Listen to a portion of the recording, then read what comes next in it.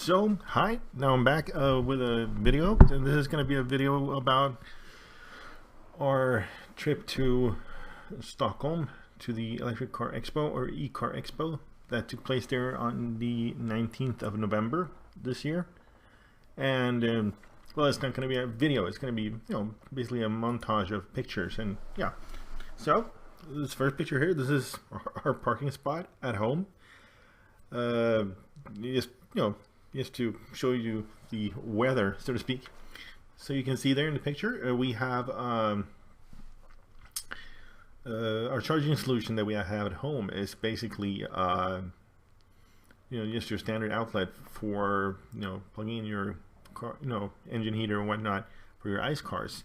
But it's just the chassis there, and then it has your standard Suco outlet in there, but it runs on constant power, and you can pull 16 amps out of it at 230. So you can basically charge the car at 3.3 kilowatts, whereas the other spots you barely make them out, but the other spots further away, they are just 6 amps, and they run off of both the timer and the heat sensor, basically.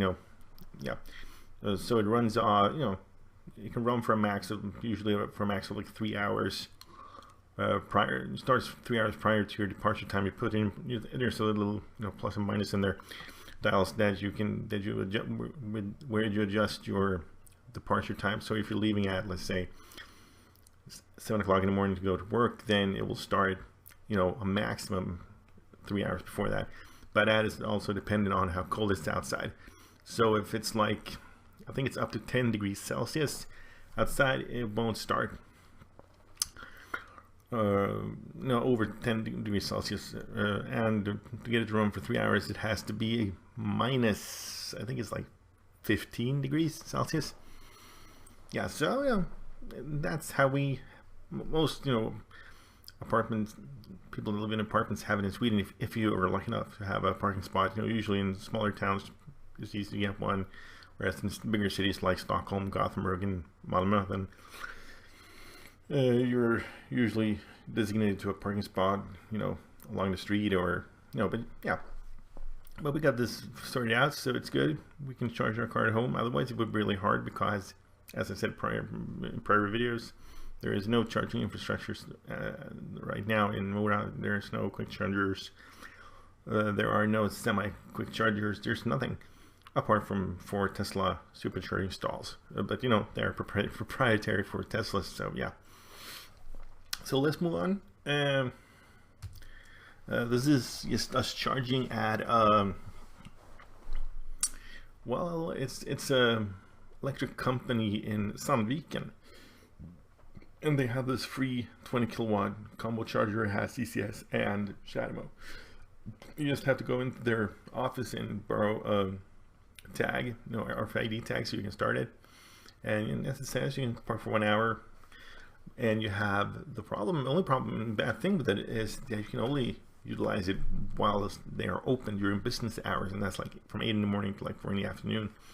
But still, there are other 50 kilowatt chargers in Gävle that is just like, I don't know, is it 20 kilometers away from Sandviken? But this is the first place we got to, and we hadn't been there, so we had stopped there, waited for the other people that were going down with, that were coming in their own cars, so they could catch up. And also the thing with the Nissan Leaf is that if you want to, it actually adds, if a charging spot is not in Nissan's database, then the car will detect this, like this one.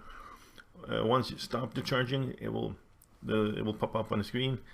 Once you start on the nav screen that it has added a charging spot, it will tell you the street name, and so it will be there in the list of chargers in the future. And I've heard that this is one of the things that Nissan uses to actually fill up their database. I don't really know how they do that, because it also added my home charger and friends' home chargers, but they don't usually pop up in your navigation on your brand new Leaf. So I don't know how they do that, but anyways, This is another charger. This is in Uppsala. This is like, yeah, I don't know, it's like 90 kilometers away from Stockholm, or 70, I don't know, but a bit from Stockholm. It's the Fortum Charge and Drive 50 kilowatt one. The Fortum chargers usually run at very high speeds. I mean, even is really, they don't really seem to be that dependent on weather, whereas other, you know, DC fast chargers that I've used, once it drops to around zero. Then at this time, when this picture was taken, I think it was like around 0 degrees outside, but you know, it's still charging at, you know, your 118, 119 amps. So you're doing your, you know, closer to 50 kilowatts, you know, 45, 50. Whereas other ones from other manufacturers, if you're at 0 degrees charging, even though your battery is hot, because you know the battery is at this point, I think it was up to like 4 or even 5, you know, bars, due to the fact you're using the battery, so it heats itself. But you know, coming to different chargers from Vattenfall and you know, other, no, not Vattenfall, you know, basically ABB, because this type of charger is the same that they use in electricity users in England or Great Britain, and then you have, you know, ABB chargers, and basically these ones, I don't know, it's a Dutch company that makes them, whatever, but they seem to be running faster. Here we are at a Nissan dealer in Stockholm called Mobility Motors, the same, you know, company that we bought our car from, but we bought it in Malmö, that's like really far down in Sweden. But they have a chain, you know, they only sell Nissans. They don't even trade in other cars. So, and this is Mobility Motors in Sätra. It was rather close, a couple of kilometers just from the hotel that we were staying at, and it's free. This one said that it's a 50 kilowatt one, but for some reason it never got over like 35. I don't know, maybe it was weather related. This is an older type ABB charger, DC charger. This is like one of the first ones. I've encountered this one before, and usually they're really fast, but this one, for some reason, we came here a couple of times to charge, you know, over the weekend, and it seemed never to go over, like, it was running at like 70 amps instead of the 120 that it should. But it was working fine, but you know, still rather strange. But free, and this is the layout they have. The red things here are basically solar panels that, and then they connect to SUCO outlets that doesn't say it on them, but I'm guessing they're 16 amp because we charged at 16 amps. At one time, just tried them out. I mean, obviously now it's the middle of the night, so there's no solar energy getting through the panels. So obviously it seems to be connected to the grid. Yeah, this is how it looks in the daytime. That's also on the right there is trying that charger out, and it did short it. I checked it out with leaf spine and charging at 3.3 kilowatts. And then we have our friend from lives nearby with an ENV200 on the left there, and then the guy in the middle is, you know, some random car, because for some reason, not for some reason, but you know, when you come to, you know, bigger towns like Stockholm, our capital here in Sweden, they actually, I mean, they were accused. I mean, like when we came here to this charger at night, we charged for a while, and then a black leaf showed up. This is not the same one though, but you know, there are a decent amount of leafs, and I'm guessing a lot of them were there for the electric car expo. You know, hard to know which is which. So this is the first picture that I have from the electric car expo. This is some kind of homebrew. I don't remember what kind of car it is. If someone knows, just comment down below what kind of car this originally was. I mean, I don't know. It's a homebrew, and you know, it's cool to see when really seriously done, putting things, you know, in the engine bay and really having a charge point in the back. I'm guessing that's the original spot where you fill the car up with gas. Original, when there was a nice car. GT6, it says. I mean, I don't know. It's a Triumph. Obviously, it says Triumph. I see it now, and I've seen it before. So it's a Triumph GT6, I guess, converted to electric. Oh, you see. This is a General Electric's car. This is actually the same model of car that Henry Ford got for his wife back in the early 1900s, when the electric cars were still, you know, more popular than gas cars or ice cars. So that's just I don't know if it's that's why it's there, but this is actually the one. You know, this is not the car that Henry Ford's wife had, but it's she had this type of car. And as I understand it, and looking at a lot of things on YouTube and whatever, the electric car was extremely popular, in the beginning there of the automotive history. Mainly due to the fact that, you just had to get in, turn a switch, and then you'd go. And it was automatic, whereas all ICE cars were, manual gearboxes. They were non-synchronized gearboxes, so they were hard to shift, and you had to crank start the cars. There were no automatic starters or electric starter engines. So you actually had to crank the cars, and they made a lot of noise. So there were a lot of benefits to the electric car in the early days. But then, as we know, gas took over, gas became cheap, and you could go further, and yada yada yada. But it's turning around now. So this is just another car that was there. I mean, this is a standard Kia Soul EV. And the thing is, a surprising number of cars at this show, as you'll see, were not showing you all the cars, but you saw the Tesla before, and the thing is, there were a lot of cars that everyone knew about, and I get it with these kinds of events.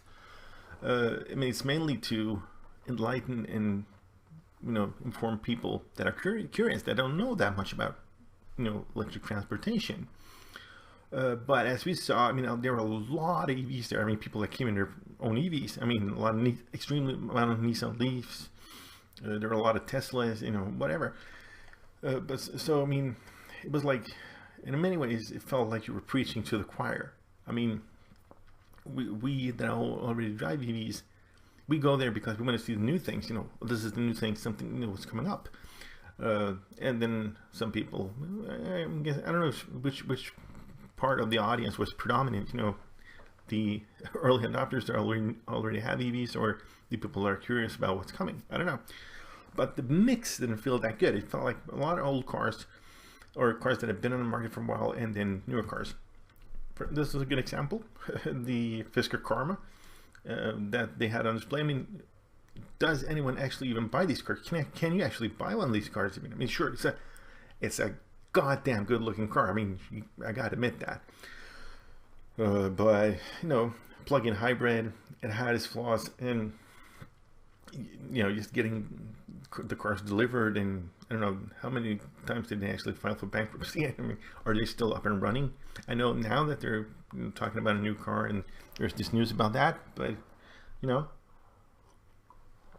but this was a cool car in its days, because it really looks stunning. This is me, just sitting in a Tesla Model S, X, of course. They had, as you see in the background, an S there, and then they had the X. And the X is still a showstopper. People are flocking around it. This was the place that people stopped at. And the Falcon wing doors are awesome. And I was curious, how it felt inside the car. In front, I never sat in front of it. I don't know. I was curious about the, mid row. And I've thought about getting in the back there, but in the third row seats. But seemed a little bit too cramped. But what surprised me was that it feels a lot smaller in the second row than I thought it would. Looking at pictures of it, and how videos, and how big the car actually is. Then it really.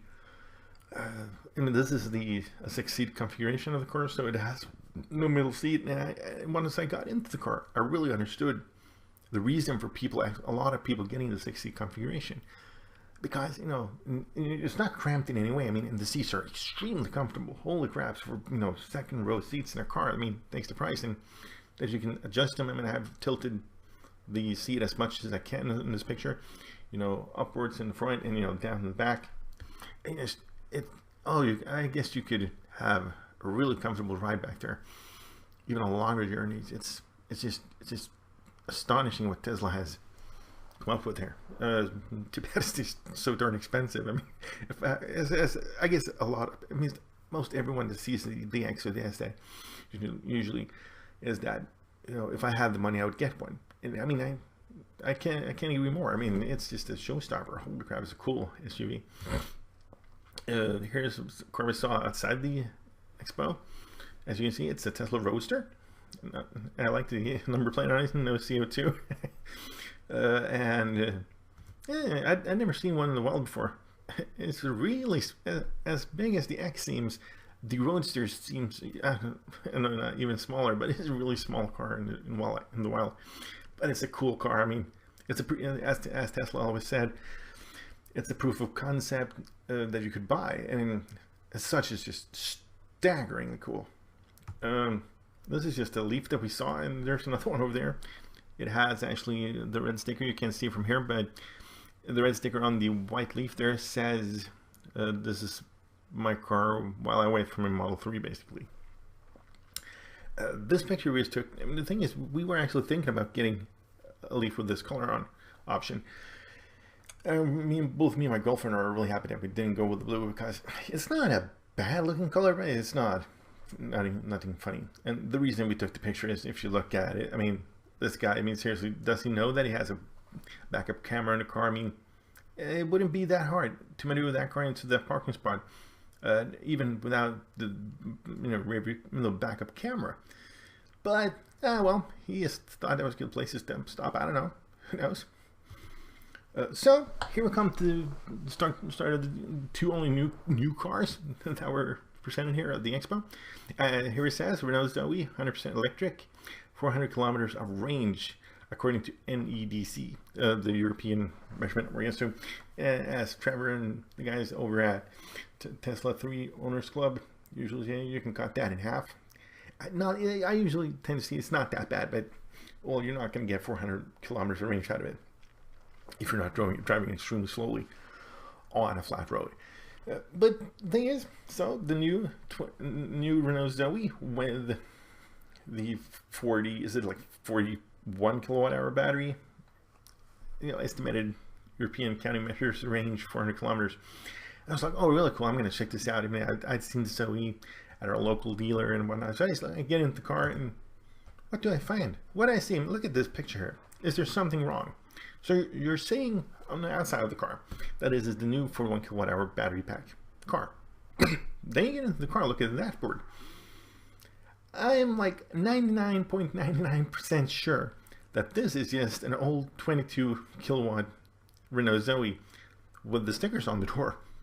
I mean, and I just feel like if this is like the biggest expo, because it was in Stockholm this weekend, and the weekend before that it had been in Gothenburg, the biggest and only electric car expo in Sweden or in the Nordic countries, and you're showing off what you have. And what do? You don't even bother getting a 40 kilowatt, the new bigger battery pack car there.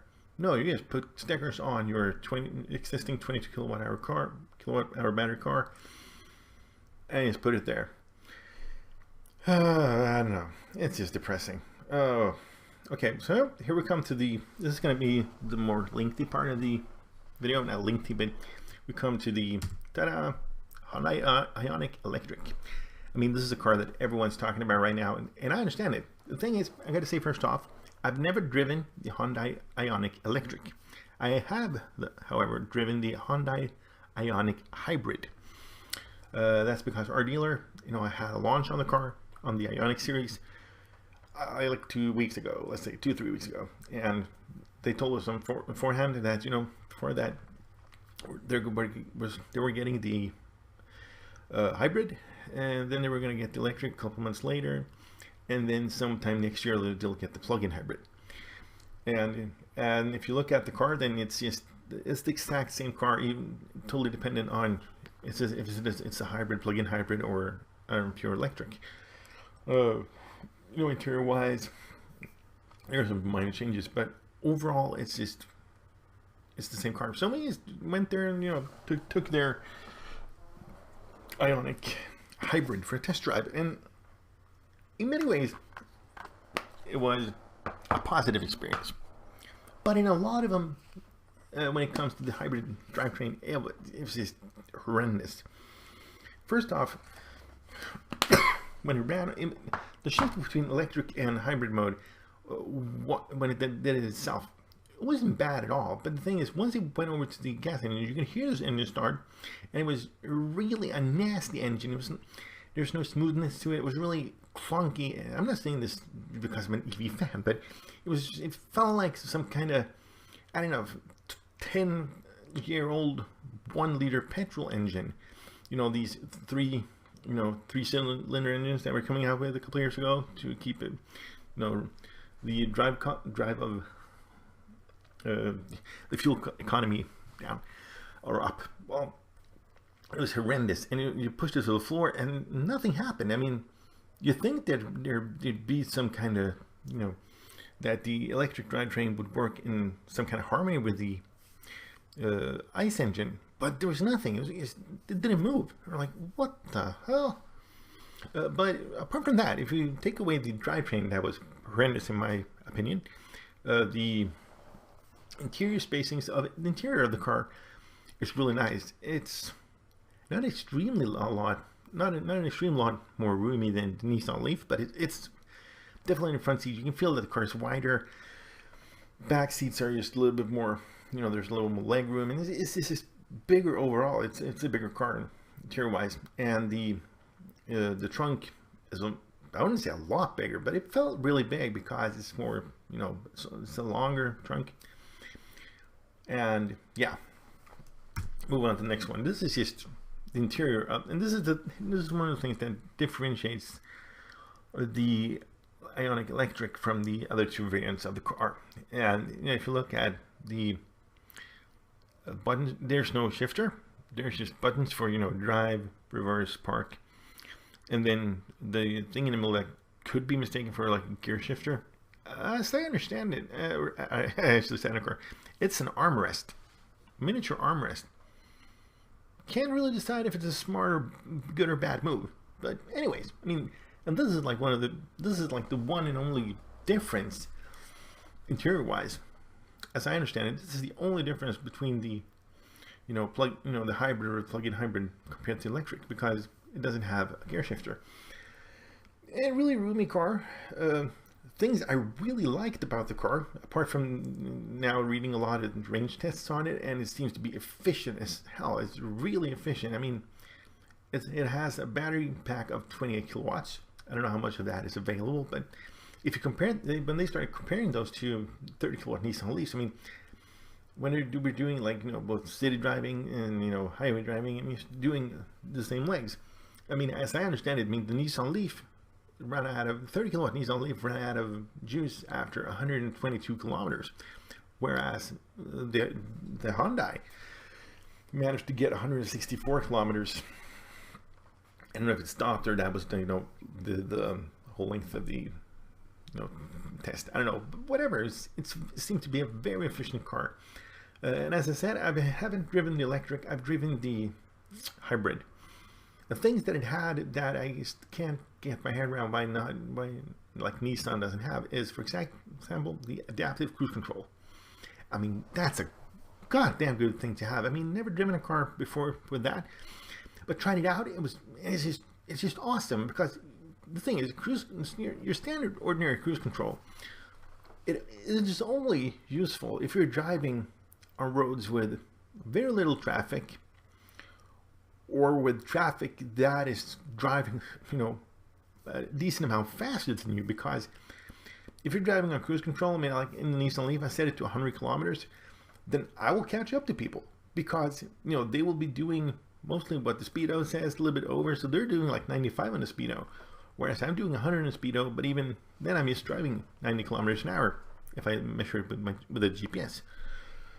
And if you're driving on cruise control, I mean, if you get to a hill, you'll keep a constant speed, your 100 kilometers an hour.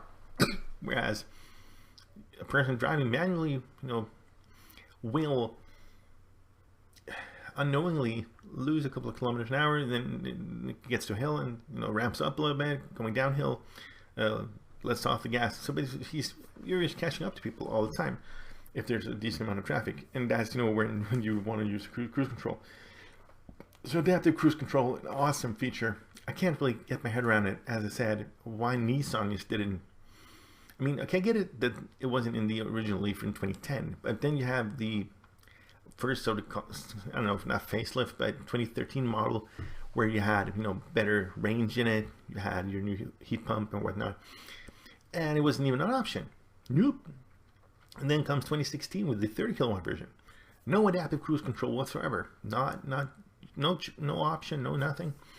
And the other thing this car has is that it has active lane control, lane assist. And, you know, that's basically a very crude form of Tesla autopilot. I wouldn't even say this that, because that's just not nice to Tesla at all.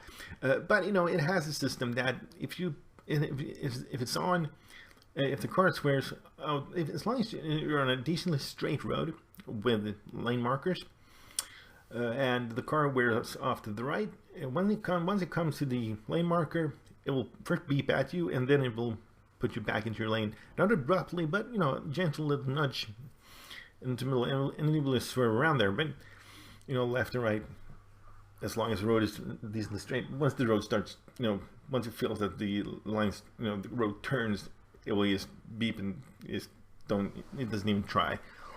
But as Robert Llewellyn on Fully Charged said when he tried the Ioniq Electric, it really helps with the micromanagement that you as a driver have to do on longer drives. You know, you don't have to constantly be monitoring the steering wheel, because, you know, roads are usually, even if they're straight, they're not that flat. I mean, there's bumps and whatever on the roads. So it's a very helpful tool.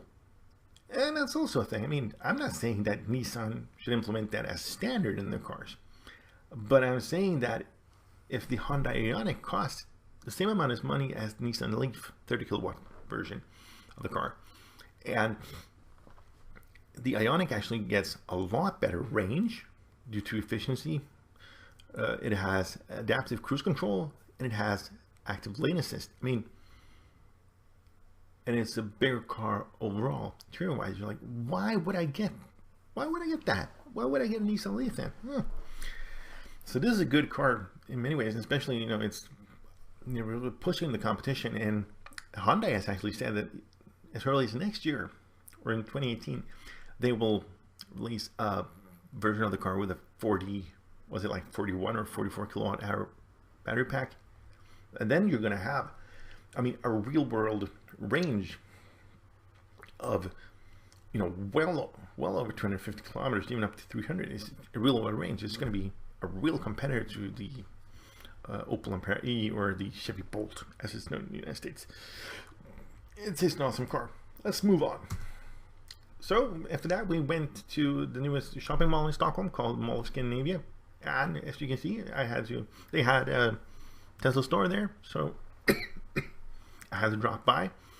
Wasn't that much in there, you know, your standard, you know, design studio. You had your, you know, display Model S there. You had the, you know, the drivetrain with the battery pack and all that. I was hoping that they'd have some merchandise, you know, some T-shirts and, you know, jackets and whatnot that I could buy, because I would have liked to buy some Tesla merchandise.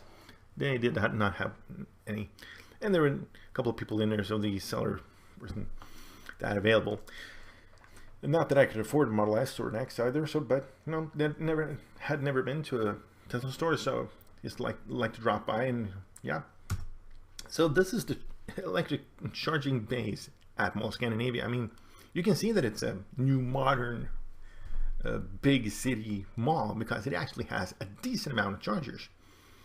I haven't counted them. I don't know, maybe there's even more of them. I don't know. But they were free. The only thing is that you needed to have your cable. You had it's a type 2 outlet on the charger, and then, or on the wall there. And then, so you had to have your own. In our case with the Nissan Leaf, we needed to have the type 2 to type 1 cable. You just plug it in. The only thing was that these were provided by an electric company called Vattenfall. They also have rapid chargers, quick chargers. But you had to have a card from them, you know, their RFID card, and as long as you swipe that, it was free. And one other thing, I mean, if you look at the red Leaf, that's ours, and then the blue ENV200 in the back there, background, both cars are driven so that there's like, let's say, around half a meter between, you know, the front of the car and the wall. And they're not even sticking out of the, you know, green parking spot, whatever. But then you look at the Model S in front. I mean, you get a picture of how long it is. I mean, this car, I looked at it, and it was like, it was parked up just back to the wall. It had even less between the rear of the car and the wall than we had with the front of the car to the wall. but even though it just sticks out, it's cool. But you know, a lot of EVs, big city, or me that comes from a smaller town that really hasn't adopted EVs that much. It's just cool to see. So we went back to the hotel and went to sleep, and the next day we went to IKEA. That was just, you know, across the road from the hotel, because, you know, the hotel breakfast at the hotel wasn't that good. It, you know, it had poor assortment of foods. And IKEA had, it was Sunday, so IKEA had brunch. And we're like, okay, let's go to IKEA for brunch. I mean, seriously, it cost you like €5. So we're like, okay. So we went there shopping, do some shopping, you know, early Christmas shopping, and, you know, eat brunch. And they also had EV charging spots, and we're like, oh, well, they do have that in IKEA, like, there's this closest to here. It's like 100 kilometers away. So that's nothing new, but, you know, there's a parking garage, and I still get fascinated when there's, you know, there's real EV parking, where basically, you know, there's signs saying there's EV parking, the ground is marked for EV parking, and I don't know, it still fascinates me. And then it just goes to show that we haven't come that far, because we drive an EV and I still get like, oh, check it out, you know. Yeah, so I mean, that's just cool. And these are, you know, standard type 2 outlets. I think they were maxed out at like 3.6 kilowatts, so they're not the fast right. I don't know the ones that Moleskine maybe in the previous picture of how much they were. I haven't checked it out, because, you know, I mean, we only have the 3.3 kilowatt onboard charger, so it doesn't really matter. I mean, I just plug into the type 2 outlets, and that's the whole point with them. I mean, I go to IKEA, I plug in my car, and I don't know how much range I have when we got there. I mean, let's say that I had like 40% or whatever. It came out, I had like 98%. You know, and just did our shopping, did our eating, came out, and the car was ready to go, and we could just start our drive back home. It was just awesome. Yeah. And, you know, this will be the last picture, basically, and it's just one of the chargers that we encountered on our way home. We found it. I've never been to it. Also, one of those Ecotricity, not Ecotricity, but, you know, the company that DSB, I don't know, whatever. Also, one of those free ones in Gävle, at Gävle Energy, so they're local energy companies. They have one of these at their headquarters, just outside. And it says there's a sign there, but you can see from here. But it also says, so if you look it up online, that during weekdays, it's occupied by the local cab company. Between it's like you know, in 1 hour intervals, you know, every couple of hours. I haven't thought about it, but I'm thinking maybe I should call that cab company, and I'm just curious, what kind of car do they have? Because if they have a Tesla, then I don't see the point of this, because in Gävle you have superchargers, and I think they have like 8 stalls. So I'm guessing they have some kind of, you know, standard range EV. Maybe a Nissan Leaf, because obviously this is only a Shademo charger, so I'm guessing that they had a Leaf or whatever. But it would be cool to know. Yeah, so that's basically it. I mean, it was an awesome trip, and, you know, as I said, I was a little bit disappointed that there was more new cars there, but displayed. But it's always fun to go out and see new cars and whatnot. So as I said earlier in the video, we're going to Åland now. Thursday now. We're going there. 1, 2, in 3 days from this video, and I'm gonna try to make some kind of little small documentary about it, basically because we're going with my in-laws, and they're not that convinced that EVs are the way to go. So that's why we're taking the EV in the middle of winter for a long drive. Yeah, but, you know, let's see. I can't guarantee this is going to be anything, but probably some pictures or maybe even some video. You never know. But, you know, thanks for now, and bye for now.